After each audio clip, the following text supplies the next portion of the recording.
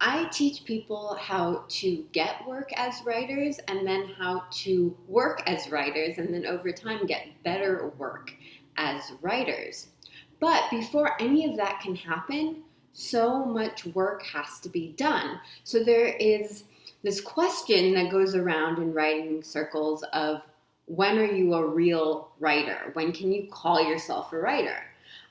When do you meet those qualifications? And there are a lot of different opinions which go back a very long time. As publishing has changed over the years, maybe someone didn't feel like a real writer if they weren't a published writer by a publishing company who decided to, take them on as one of their authors. And you had sort of that achievement of someone giving that person approval, or really giving themselves the label saying, now you're an author. But even in that situation, the writer had to do so much work before a publication could even recognize them as a writer. They had to do a lot of writing on their own. And so that's why this question to me is just there's so much gray area and it's so fuzzy, because a writer has to start way before anyone else is ever going to recognize them as a writer. Very similar to other creative fields, any type of art. The artist has to be doing a lot of work before someone is going to recognize them as a writer so that they can go on to be a professional artist. I think it's sometimes easier if you look at all the different creative fields that this question is relevant in. When can you call yourself a real anything? And in other professions that are less creative, it's sort of more straightforward. If you get a medical degree, if you've gone through medical school and you've done all that training, it seems more straightforward. Now you're a doctor, or if you go through a PhD program, now you have a PhD, and it's so much fuzzier in creative fields. But I think, a common thread in all of them is you're doing a lot of work before you reach that professional status. So bringing it back to writing, I think it's just really important to understand that the work that goes into becoming a writer happens way before anyone else will pay you to write. And I think in that stage, you are still a writer. There's so many insecurities and doubts that people can have about actually calling themselves a writer. It can almost feel like you're pretending, or this is where imposter syndrome comes up a lot with writers. There are some really good articles about overcoming imposter syndrome on Copyblogger. I'll put them in the description box below. So I won't get too far into that now. But I have a really, straightforward way for someone to determine if they are a writer, regardless if anyone is paying for their work or not, whether or not they're doing writing professionally. And that is, if you write consistently and finish pieces of writing and publish them in any format where they can be shared and people can access them, probably now in current times, that is making your work public over the internet.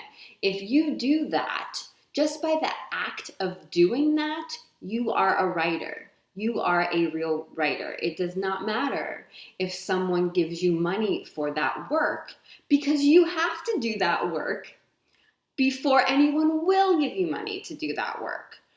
So just notice how much work that is, though, because I'm not calling you a writer if you wrote half of something 10 years ago and you haven't finished it and no one can see it and it's not something that people will understand because it's just a finished draft. Like, you're not a writer yet, if that's where you're at. If you're just thinking about ideas in your head that you really want to write about, but you haven't done it yet, no, I don't think you're a writer yet. So there are different levels of that, and all of that has to happen. Like, you have to start with the ideas. You have to have a lot of unfinished things.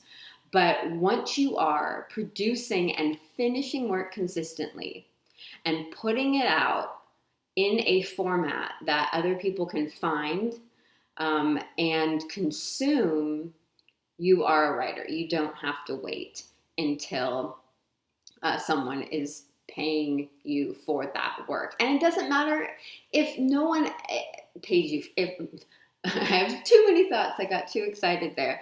I think I just got really a little bit overloaded in my brain, because I really felt passionate a second ago about how you don't need to get paid for your work to be a writer. That is something that people want, and that's why I teach it, and that's why I help people with it, because a lot of people do want to work professionally as a writer, and they want to get paid for that type of work because that's the type of career that they have. So that's fine if that's you. But if you write consistently and you publish consistently and people can read your writing, it doesn't matter if you ever get paid for it. You are a writer. Because we all have to overcome that earlier prerequisite stage where we're just thinking about our ideas, but nobody knows, what exactly they are, because we haven't put them out in a format that people can find and share. Or, we have something from 5 or 10 years ago that we haven't finished, and it's not edited. It doesn't make sense. It's not in any sort of presentation that someone else can follow along. Like, yeah, you're not there yet. I would say you would be feeling like an imposter if you're just sort of in the idea phase, but you haven't done the work. But my simple assessment is, hey, if you've done the work, if you're doing the work consistently, do not worry about whether or not you're paid for it, to think of yourself as a writer. Any person who writes and publishes consistently is a writer. So that's my take on this question of when do you become a real writer, or when is someone a real writer?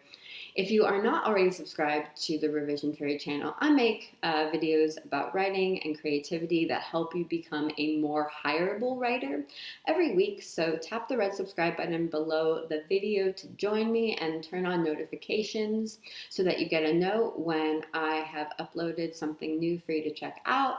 And if you like this topic, if you want to see me talk more about, imposter syndrome and sort of like the mindset stuff about becoming a writer and feeling confident as a writer as your career grows and evolves, give this video a like. Just give it a like if you found this topic interesting too. That helps me a lot as well.